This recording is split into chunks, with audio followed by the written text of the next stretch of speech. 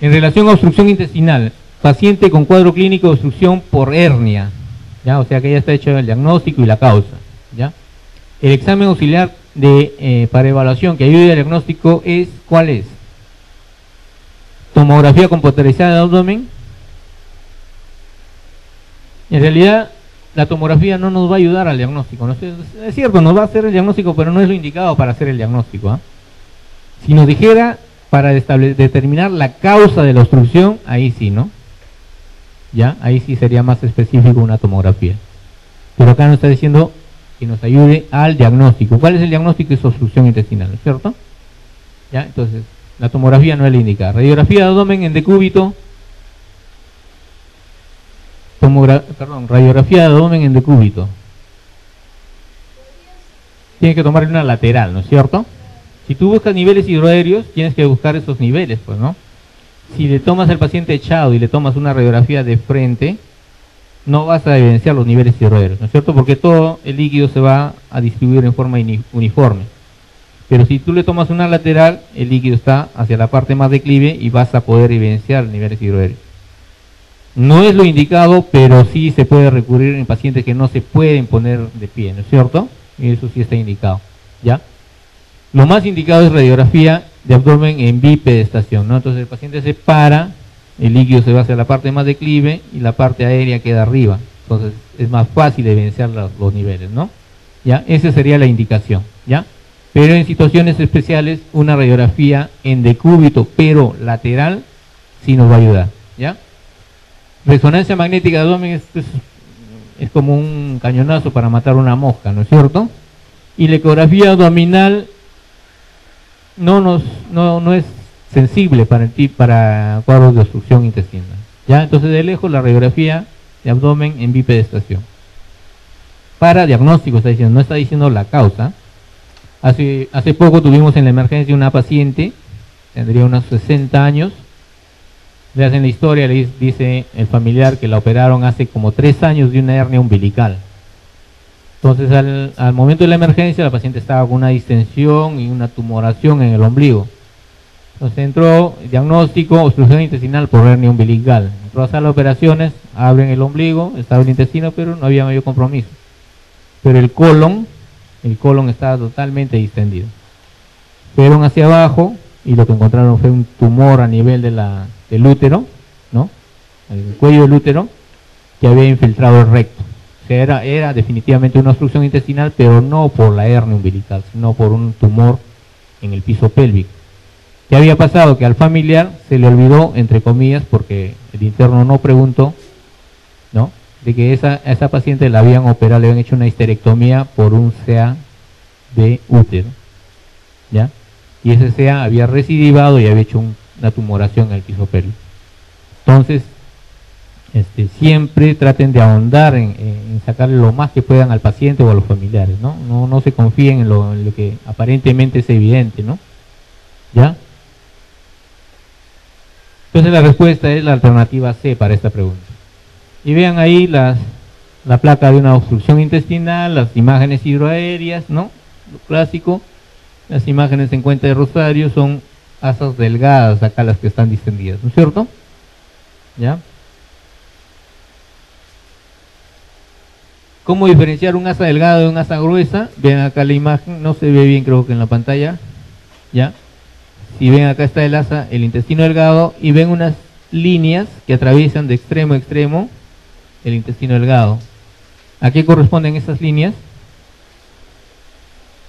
A los pliegues, ¿no? Ustedes saben que el intestino delgado tiene unos pliegues, ¿no es cierto? Por dentro de la luz. Entonces, esas líneas van de extremo a extremo y se dibujan en un intestino que está dilatado, ¿ya?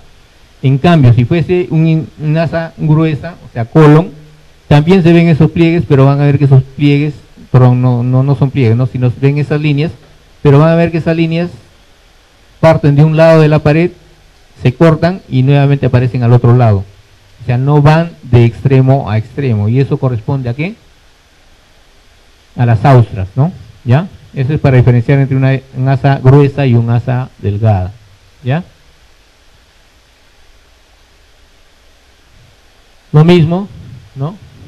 Las plicas circulares en asas delgadas, ¿no? Los niveles hidroaéreos de obstrucción y todo lo que está distribuido a nivel generalmente del mesogastrio en asas delgadas, ¿no? Y esas son asas gruesas, vean, ya no se ven los pliegues, ya, y si se ven interrumpidos, ya. Y lo otro característico de asas gruesas es que siempre van a ir hacia la periferia del abdomen, ¿no? O sea, el marco colónico, ¿no? Excepto cuando es una obstrucción por bóbulo de sigmoide, ¿no? En el bóbulo de sigmoide van a aparecer acá una tremenda masa en el centro, ¿no? Pero es característica del bóbulo que vamos a ver más adelante. Esta es una pregunta en relación a una paciente anciana post-colecistectomizada que se presenta con dolor y distensión abdominal, además náuseas y vómitos. Aparentemente un cuadro obstructivo, ¿no? ¿Cuál es el diagnóstico más probable? En realidad acá no nos dan muchos datos, ¿no? Dolor, distensión abdominal, náuseas y vómitos puede ser cualquier cosa, ¿no? Desde una gastroenteritis. ¿Ya? Pancreatitis aguda puede ser. Hay dolor, puede haber distensión, aunque no siempre, la pancreatitis no siempre se acompaña con distensión, excepto cuando ya hay un hilio, ¿no? Hay náuseas y vómitos, ¿no? Podría ser, pero no para este paciente de edad avanzada. Suboclusión intestinal va más de acuerdo con el cuadro, pero la suboclusión es un diagnóstico muy genérico, ¿no es cierto? Intususcepción podría ser, ¿no? Podría ser. Una intususcepción a nivel bajo, produce distensión, produce dolor, náuseas y vómitos. Hilio metabólico, ¿puede ser? ¿Qué dicen? Hilio metabólico. Ya lo vimos hace un rato, ¿no? Hilio metabólico es un hilio funcional, ¿no? Generalmente es la parálisis y por lo tanto no produce dolor, ¿no es cierto? ¿Ya? Pero puede haber náuseas, puede haber distensión, puede ser vómitos. Hilio biliar. ¿Saben lo que es el hilio biliar? El hilio biliar es la obstrucción intestinal, pero producida por un cálculo, ¿no es cierto? Y para que un cálculo haya llegado al intestino, tiene que haberse producido una perforación a nivel de la vesícula, ¿no es cierto? Establecer una comunicación entre la vesícula y el intestino, en general, intestino delgado, ¿no? A nivel del duodeno, lo más común, ¿ya? Sin embargo, esta paciente ha sido post-colecistectomizada, entonces esa posibilidad se aleja, ¿no es cierto? ¿Ya? Entonces nos quedamos solamente con dos, suboclusión e intususcepción. De las dos, suboclusión, como hemos dicho, es un diagnóstico genérico, ¿no? La intususcepción es mucho más específica, nos inclinamos por esa alternativa, ¿no? Alternativa C, intususcepción. ¿Ya? Pero como le digo, la pregunta en general no da muchos datos como para hacer un diagnóstico más claro, ¿no? Y ese es el cuadro clínico, pues, ¿no? Paciente con un cuadro obstructivo va a presentar dolor, obstrucción mecánica, estamos hablando, ¿ah? Mecánica, no estamos hablando de hilio metabólico, funcional, paralítico, como quieran llamarlo, ¿ya? Hay dolor, hay vómitos, ¿no? Por retención, hay una distensión progresiva del abdomen dependiendo del nivel de la obstrucción. Si es por ejemplo, una obstrucción a nivel del duodeno, la distensión va a ser en la parte superior del abdomen. Si es en colon, va a ser todo el abdomen, y si es en intestino delgado, generalmente en mesogastrio, ¿no? ¿Ya? Pero esto es progresivo. Y finalmente va a haber supresión de la eliminación de heces y gases. Lógicamente, si se produce una obstrucción, no se va a poder evacuar, ¿no es cierto? ¿Ya? Ese es el cuadro clínico de una obstrucción en general. A esto, de acuerdo a la evolución, le agregan pues ya la fiebre, el cuadro séptico del paciente, ¿no? ¿Ya? Por la translocación bacteriana. Las características del vómito nos van a orientar hacia el nivel de la obstrucción, ¿no? Si es un contenido gástrico, es bilioso o hay restos alimentarios, significa que es una obstrucción a nivel alto, ¿no? Generalmente por encima del ángulo de Treitz, ¿ya? Si solamente es contenido gástrico, probablemente sea una estenosis del píloro o un cuadro obstructivo a nivel del píloro, ¿no? Porque la presencia de bilis ya nos habla de que ese píloro está permeable. Si en el vómito encontramos bilis, estaremos pensando pues en una obstrucción por debajo del duodeno, ¿no es cierto? ¿Ya? Y si el vómito es fecaloideo, ya estamos pensando en un cuadro mucho más, de un nivel mucho más bajo, ¿no es cierto? Generalmente intestino delgado a nivel distal o a nivel de colon, ¿ya?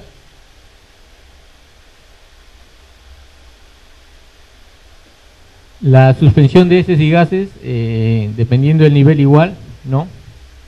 Cuando es una obstrucción alta, puede responder al manejo médico, ¿no? Pero cuando es baja generalmente hay una obstrucción completa y esto sí va a llevar con mayor rapidez o con mayor facilidad al desarrollo de un cuadro séptico, ¿no? Por la transcolocación bacteriana. Ya ustedes saben, ¿no? El colon tiene una carga bacteriana mucho más elevada que el intestino delgado y mucho más elevada que el estómago. Entonces un cuadro obstructivo a nivel del colon va a hacer que todos los gérmenes empiecen a proliferar y esta proliferación, estos gérmenes pasen al torrente circulatorio a través de la vena mesentérica superior, inferior, vena porta, hacia el hígado y de ahí se disparen a todo el organismo, ¿no es cierto? ¿Ya? Estas son algunas características en relación o para poder diferenciar entre obstrucción de intestino delgado y obstrucción de intestino grueso, ¿no? En la forma de inicio, la característica del dolor, la presencia o característica de los vómitos, la supresión de heces y gases y el estado general del paciente, ¿no? Generalmente en obstrucciones altas de intestino delgado el comienzo es brusco, ¿no? De un momento a otro el paciente empieza con un dolor intenso, generalmente en epigastrio periumbilical y tipo cólico, ¿no? O sea, viene y va el dolor, ¿no? Los vómitos son precoces, o sea, casi simultáneos. Dolor y vómitos son casi simultáneos, ¿no? Frecuentes y abundantes. ¿Ya? La supresión de heces y gases generalmente en los estadios iniciales puede faltar o no hacerse presente, ¿no? Y el estado general se deteriora con bastante rapidez. ¿Por qué? Porque a este nivel el paciente pierde bastante líquido, se deshidrata con mayor rapidez, ¿cierto? En cambio en el intestino grueso el inicio generalmente es solapado, es progresivo, lento, más lento que en el intestino delgado, ¿no? El dolor generalmente es en el abdomen inferior y la intensidad es moderada o leve, ¿no? Los vómitos son poco frecuentes y generalmente se presentan mucho después que el dolor. La primera es el dolor y después todavía se instalan los vómitos, ¿no? Por el nivel de la obstrucción. Aquí sí se hace más manifiesta la supresión de heces y gases, ¿no? Y el estado general se altera tardíamente, ya no tanto por el cuadro de deshidratación del paciente, sino por el cuadro ya infeccioso que hemos mencionado, ¿no es cierto?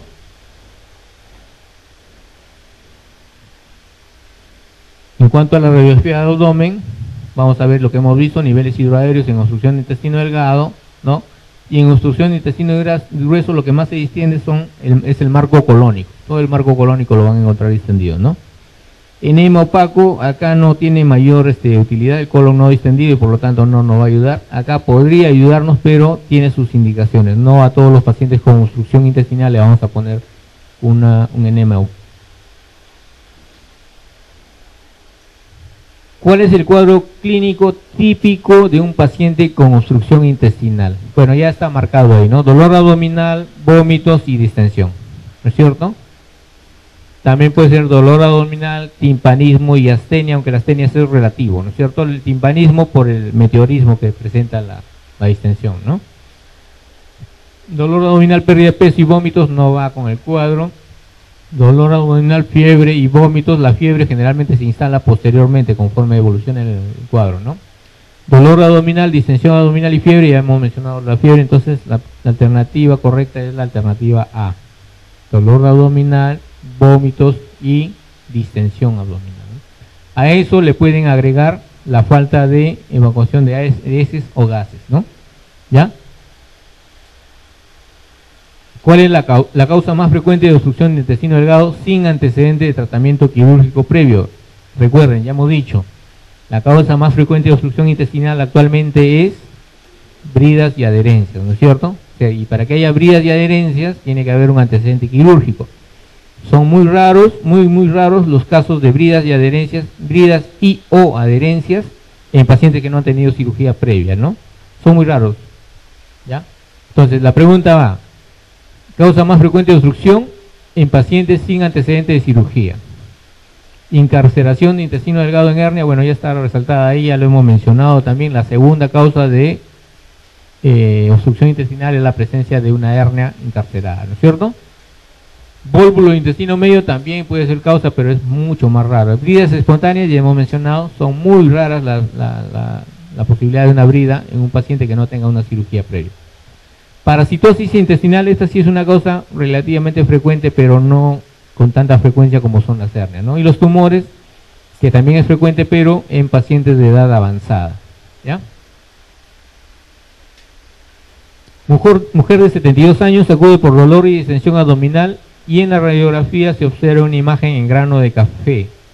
El diagnóstico más probable es, bueno, esta respuesta ya es casi, ¿no? La imagen en grano de café es típica de vólvulo sigmoide, ¿no es cierto? Ya saben por qué, ¿no es cierto? Vamos a verlo, ¿ya? Dólico megacolon no te da una imagen en grano de café, no te da una dilatación de todo el marco colónico, pero no te forma la imagen. Cáncer de colon, igual, a partir de la zona de la obstrucción, proximalmente se dilata todo el colon, ¿no es cierto? Vólvulo sigmoide, sí, el vólvulo es un asa que se tuerce sobre su eje y es un asa que queda atrapada, ¿no es cierto? Megacolon, igual que el dólico con megacolon, te da una distensión en general de todo el colon, ¿no? Y el hilio metabólico, ya ustedes saben, no solamente de colon, sino también de intestino delgado, ¿ya? Entonces eso es el vólvulo sigmoide, esa es la respuesta correcta. Y vean ahí, esa es una imagen no es la imagen típica, ya, tratemos de forzar un poco, todo este es el asa que está atrapada, ¿no? Que se ha volvulado, ha rotado sobre su eje que está acá, y acá al centro ven como una imagen más reforzada, ¿no? Entonces si ustedes lo ven, es una imagen redondeada con un tabique central que parece un grano de café, pues, ¿no? Por eso se llama la imagen en grano de café. Y esta imagen corresponde, este tabique central corresponde al meso del segmento intestinal que ha rotado, ¿no es cierto? ¿Ya? Por acá está llegando las arterias que van a irrigar a todo el segmento que está afectado, ¿no? ¿Ya? Y acá está la zona de torsión o de volvulación. Acá se ve un poco mejor el grano de café, vean, todo ese es el asa que está comprometida al centro del tabique, ¿no? Que parece un grano de café, pues, ¿no? ¿Ya? 80% de los casos de vólvulos sigmoides puede ser diagnosticado con una sola radiografía abdominal, ¿no? Es típico, ¿ya?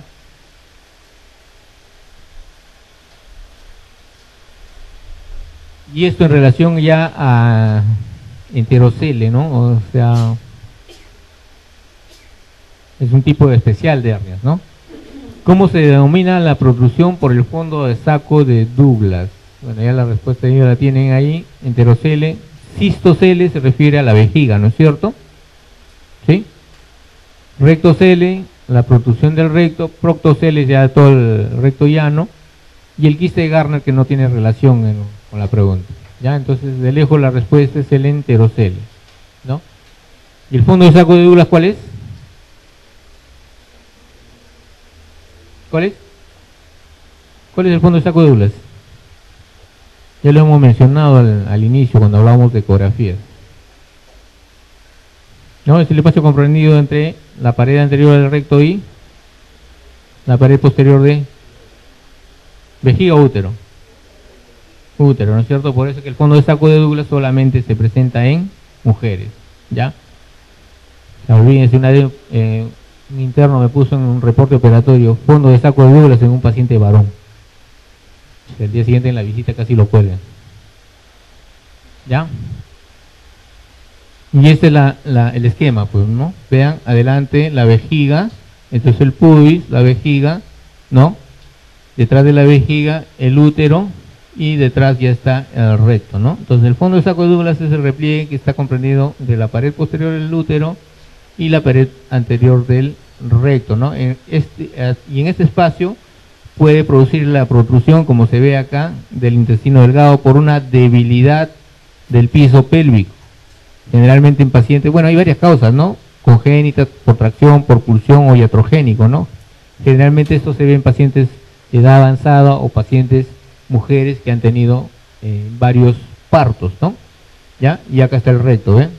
Normalmente este intestino no debe llegar a este nivel, ¿no? Está el fondo de saco, que es una especie de repliegue acá, y ahí puede alojarse el intestino sin necesidad de protruir. Pero cuando hay una debilidad del piso pélvico, ¿no?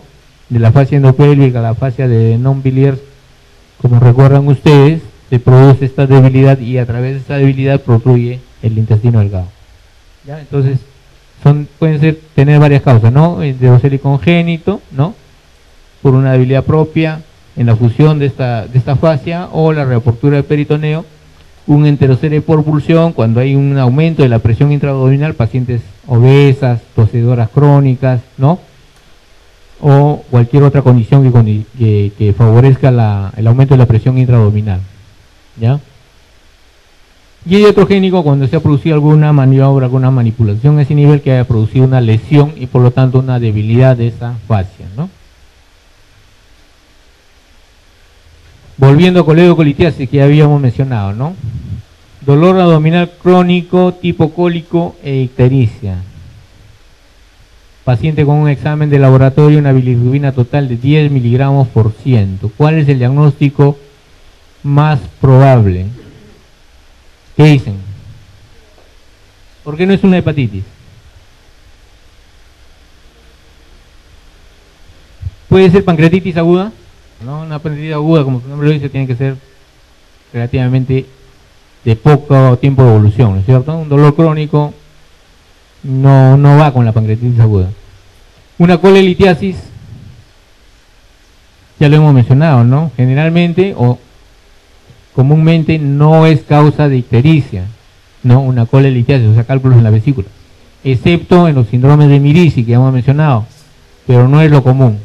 Entonces, alejamos esa posibilidad. ¿Cáncer de páncreas puede ser? ¿Por qué no? Puede ser, ¿no? Porque es un cuadro crónico, lo que va en contra es el dolor tipo cólico, ¿no? Realmente el cáncer de páncreas es solapado, va produciendo la obstrucción de forma progresiva, no da tanto dolor, y por eso es que se produce el signo de Courvoisier-Terrier. ¿Saben lo que es el signo de Courvoisier-Terrier? En ampulomas lo han visto, con el síndrome periampular. Es el crecimiento de la vesícula, ¿no es cierto?, por una obstrucción distal del colédoco, ¿no?, que puede ser un tumor del duodeno, tumor de cabeza de páncreas, un tumor del colédoco distal o un ampuloma, ¿no es cierto? Pero en general son tumores. ¿Y por qué crece tanto la vesícula? Porque ese tumor va creciendo progresivamente y de tal manera que produce una obstrucción, pero lenta, ¿no?, que da tiempo a que la vesícula se vaya acomodando. No sucede esto con un cálculo que se enclava en el colédoco.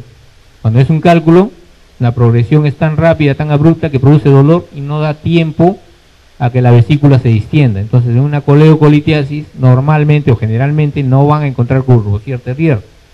Si encuentran un Courvoisier-Terrier, o sea, una vesícula distendida, palpable, significa que hay una obstrucción de larga data en el colédoco distal. ¿Ya? No se olviden de eso. Entonces, cáncer de páncreas podría ser, pero lo alejamos porque debería haber una vesícula sumamente palpable, ¿no? Que no la adquiere. Coledocolitiasis, bueno, ya hemos dicho algo de eso, puede ser, ¿no es cierto?, una obstrucción brusca, más o menos brusca del colédoco. No necesariamente puede producir obstrucción total, porque hay pacientes que tienen su cálculo en el colédoco y normal, ni siquiera presentan ictericia, ¿no? Están haciendo un fenómeno de válvula ahí en el colédoco, ¿ya? Pero es la posibilidad más frecuente. Tumor de Klatskin, igual, ¿no? Un tumor de Klatskin, ¿saben lo que es el tumor de Klatskin? ¿Se acuerdan? Es un tumor de la vía biliar, es un colangiocarcinoma, pero ubicado a nivel de la convergencia del hepático derecho y el hepático izquierdo, ¿no? Por encima de la desembocadura del conducto cístico. Entonces no es una obstrucción distal del colédoco, es una obstrucción en el hepático común.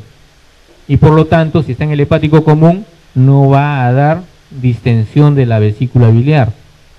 ¿Se entiende? ¿Ya? Entonces, de las alternativas que nos dan, la primera posibilidad es coledocolitiasis, ¿no? Dolor abdominal crónico, como les decía, no toda coledocolitiasis produce una obstrucción total, ¿no? Puede estar haciendo fenómeno de válvula, e ictericia, ¿no? Bilirrubina total 10 miligramos. ¿Y por qué no puede ser una hepatitis? Y bueno, el dolor tampoco es tan crónico, pues, ¿no? Pero podría ser, ¿no? Hay dolor, aunque no es tipo cólico, sino es tipo pesadez.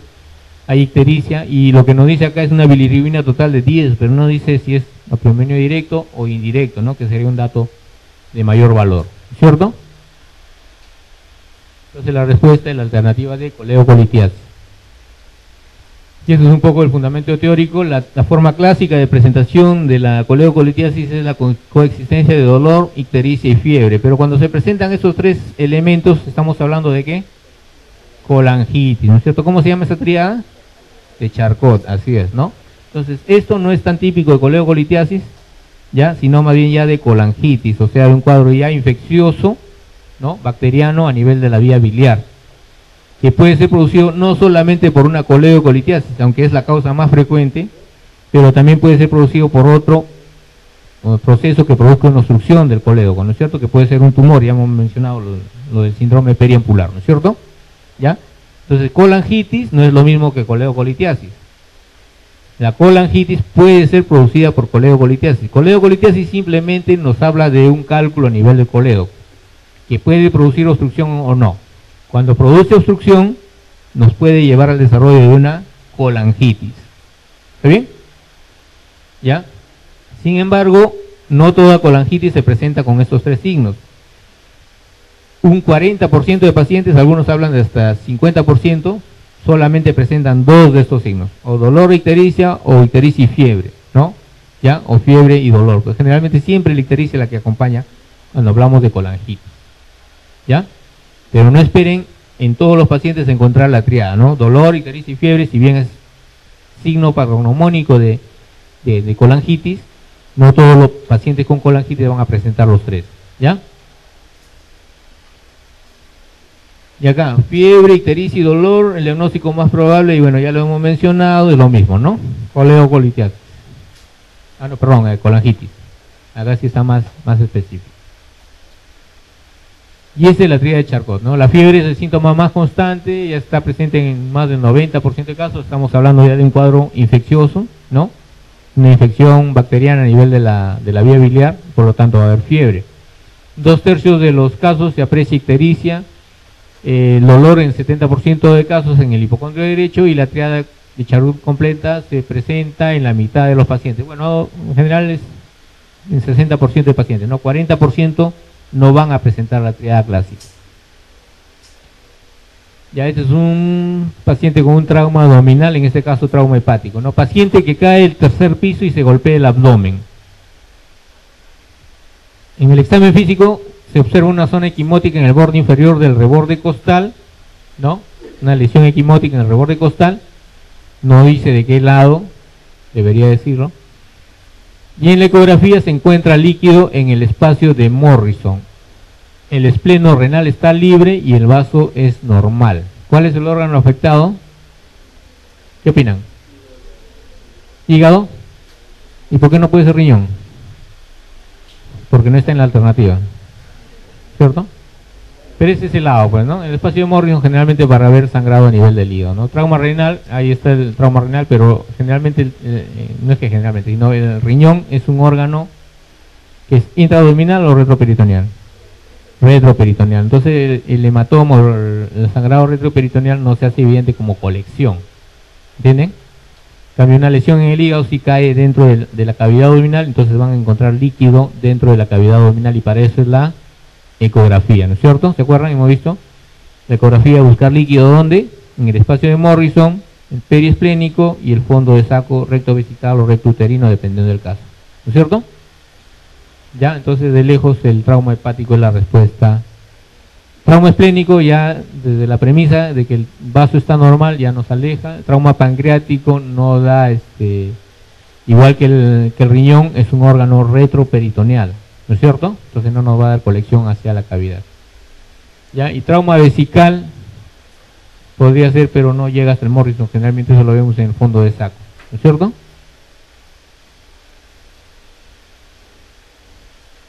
En cuanto a patología no rectal, la regla de Gutzal, ¿ya? Es con D, se han comido la D ahí al inicio, ¿ya?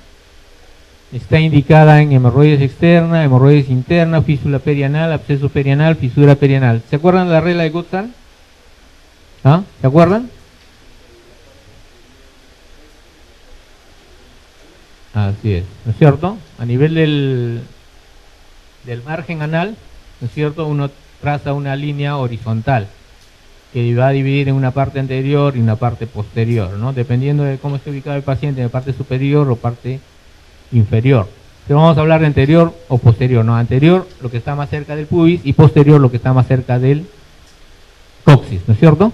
¿Ya?